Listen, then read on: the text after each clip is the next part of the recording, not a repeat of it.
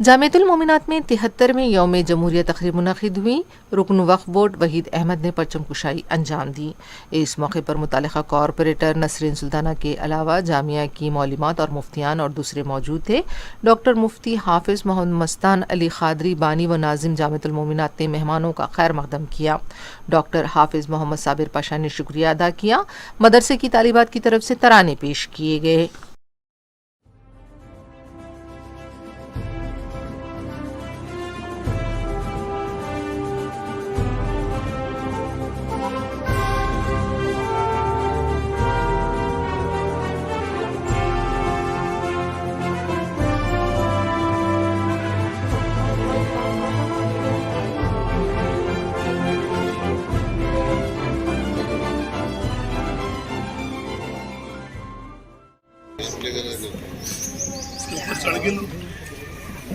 अच्छा के ऊपर हाथ उड़ा